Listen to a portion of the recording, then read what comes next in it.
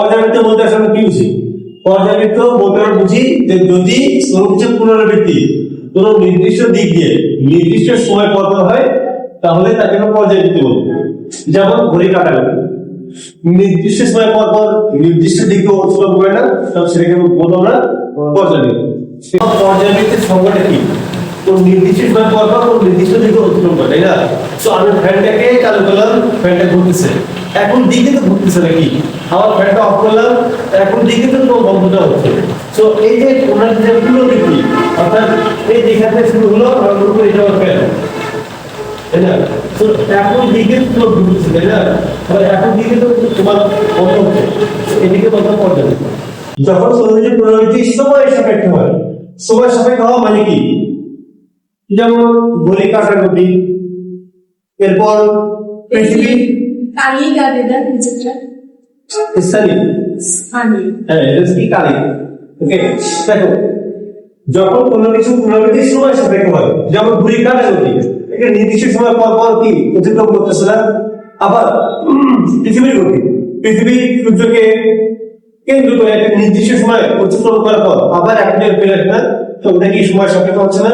যেমন কি পৃথিবী 365 দিনে পৃথিবীকে একবার প্রদক্ষিণ করে, তাই না?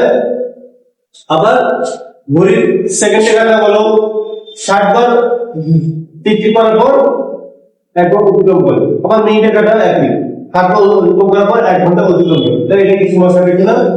আর স্থানিক পর্যাবৃত্ত হচ্ছে যখন কোনো কিছু পুনরাবৃত্তি স্থানের সাপেক্ষে হয়। স্থানের সাপেক্ষতা কিভাবে হয়? আচ্ছা, আমরা অনেক সময় দেখি না, এই যে যেমন আমার একটা ঘোড়া কাটা, একটা নির্দিষ্ট দ্রুত পথ না, এখানে নির্দিষ্ট স্থান পথ না। আবার আমরা দেখি না যে ধানের যে ঢেউটা হচ্ছে, ঢেউটা যে একবার স্কুলে যখন যায় তখন একটু পর পর একটা নির্দিষ্ট দূরত্ব পর পর একই একটা অবস্থান থাকে না। কাপড় এটা বোঝা যায়, এটা আমার কাপড়, কাপড়কে নির্দিষ্ট দূরত্ব পর থাকে না, থাকে না এরকম কাপড়ে। আবার ধান খেতে মনে করো এটা একটা ধান খেত, ধান খেতে যে ধানগুলো থাকে, ধানের দাঁতগুলো থাকে, এটা কি নির্দিষ্ট সারিবদ্ধ থাকে না? সারিবদ্ধ থাকে না। যখন এখানে যখন বাতাস বয় তখন এটা যখন শুয়ে যায় তখন একটা নির্দিষ্ট সরলতা তার ভিতরে থাকে না। তো এটা তো কোনো একটা স্থানের সাপেক্ষে, তাই না? এই জন্য ধান খেতে ঢেউয়ের বিভিন্ন সময় স্থায়ী। তখন কোনো বস্তু দুটি এমন হয় যে নির্দিষ্ট সময় পর পর নির্দিষ্ট দিকে, অর্থাৎ দিকে তোমরা একই হবে, এলোমেলো হবে কিন্তু নির্দিষ্ট সময় পর নির্দিষ্ট দিক দিয়ে অতিক্রম করে, তখন সেই গতিকে পর্যাবৃত্ত গতি বলে।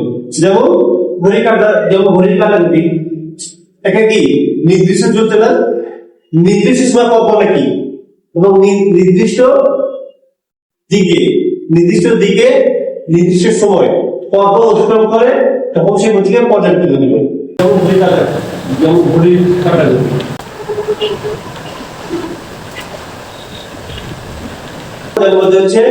স্পন্দন গতি। আচ্ছা, এর আগে আমরা আগে জানি যে পর্যায়কালটা কি। পর্যায়কালটা হচ্ছে যে একটা পর্যায়বৃত্ত গতি সম্পূর্ণ করতে যে সময়টা লাগে তাকে বলে পর্যায়কাল। যেমন পর্যায়বৃত্ত গতিটা কি, যে মনে করো আমার এটা একটা ঘড়ি, তাই না? তো এটা হচ্ছে আমার কেন্দ্র ও, আর এটা কি আমার বারো।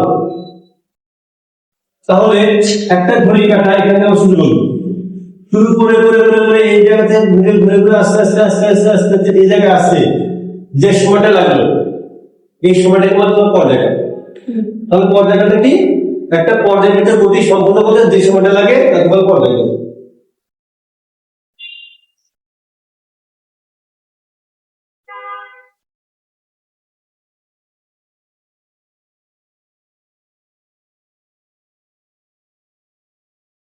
ধাক্কা দিলাম, একদিকে গেল, ওকে, আবার একদিকে যাওয়ার পর স্থির হয়ে আবার বিপরীত দিকে আসে, আবার গিটারের তারের গতি, গিটারের কিছু গিটারের তারের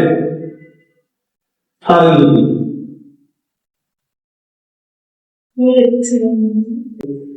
আমাদের গিটার যখন লাগে তখন গিটিং এর টিম করে বাজায়, নিচের দিকে যায়, আবার যখন আমি হাতটা সরাই উপর দিকে আসে। বুঝতে পারছো? তাহলে স্পন্দন গতি কি?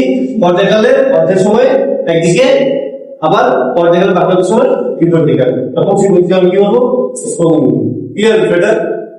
মনে করো যে কোনো একটা কণাটার গতিপথটা ছিল সিডি, ওকে, আর ওটা হচ্ছে কোনটা সাম্যাবস্থান থেকে যে কোনো একটা জায়গায় ধরুন যে এন বিন্দুতে বস্তুটার সরণ করতো, তাহলে বস্তুটার সরণ করতো এক্স, তাই না?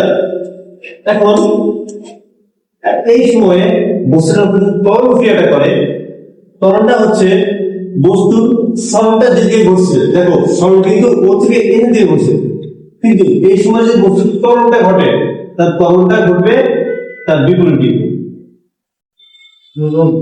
বিষয়টা হচ্ছে যে ত্বরণটা এই কণার উপর আমি বস্তুটা আমি যে সরলতা ঘটছে তখন তো বস্তুর ত্বরণ ঘটছে, তাই না?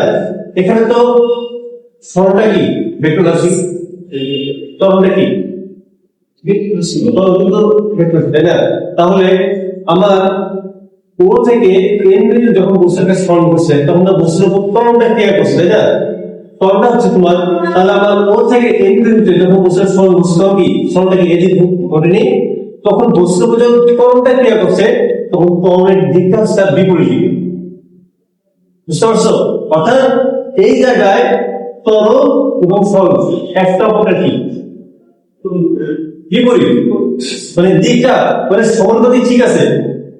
এখানে আমি বস্তুর উপর ত্বরণ ক্রিয়া করছি, বস্তুর সরণ করছে, কিন্তু ত্বরণের দিক এবং সরণের দিক কি বিপরীত। বুঝতে পারছো? কারণ দুটোই কি ভেক্টর রাশি না? তাহলে এই জায়গায় আমার এ সমানুপাতিক এক্স কিন্তু পাইছি। বুঝতে পারছো? তাহলে আমি এখন সমানুপাতিক চিহ্ন উঠে গিয়ে আমার কি হবে, এটা দুটো করবে, তাহলে এ ইকুয়াল মাইনাস কে এক্স। ওকে, এখন আমরা সেটা স্প্রিং এর সূত্র আছে যেটা তোমরা পরবর্তী করো, জাস্ট তুমি এতটুকু জেনে রাখো যে ওমেগা তোমার √1 k/m, এটা হচ্ছে স্প্রিং। তাহলে ওমেগা স্কয়ার সমান কি k/m, তাই না? তাহলে কে সমান কি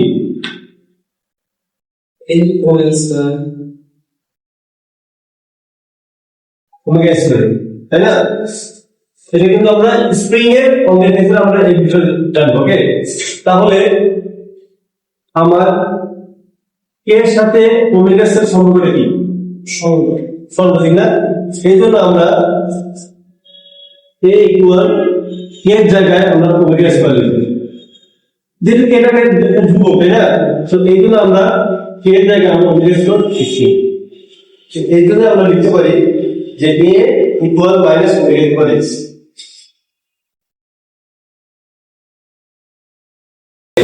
এখন আমরা এফ কি দেব এম এ, তাই না?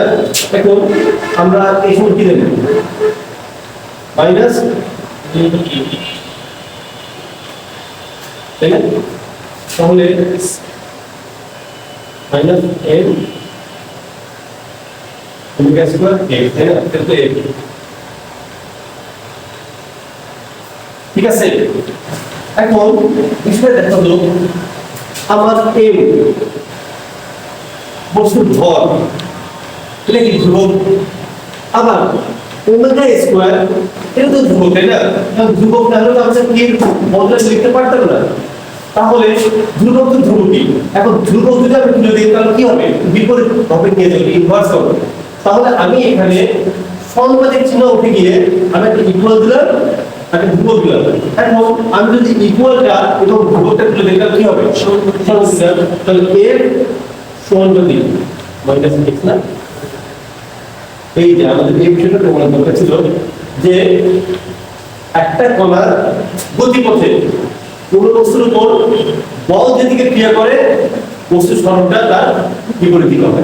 ওকে, আর এই যে বল, এই বলটা একবার প্রত্যয় নিব, প্রত্যয় নিব। কেন প্রত্যয় নিব? কারণ আমি বলটা যেদিকে ক্রিয়া করতেছি বস্তুর সরণটা তার বিপরীত দিকে করতেছে, এই জন্য এই একটাকে প্রত্যয় বল বলে। আচ্ছা, আমরা যে এটা যে সম্পূর্ণ যে বললাম যে পীড়ন বিকৃতি। তো ওখানে কিন্তু আমি মানে কি দেখেছি যে পীড়নটা কি, যে একটা বস্তু যখন বল প্রয়োগ করার ফলে বস্তু যখন আকার পরিবর্তন হয় তখন ভেতর থেকে একটা প্রক্রিয়া করে যে আমাদের আকারটা পরিবর্তন করতে না পারে, তখন সেই বলটা আমি কি বলি, প্রত্যয়নী বল। প্রত্যয়নী বল না, পীড়ন বা প্রত্যয়নী বল, তাই না? ওটাই হচ্ছে তোমার কি। তাহলে আমরা ক্ষেত্রে কি বলবো,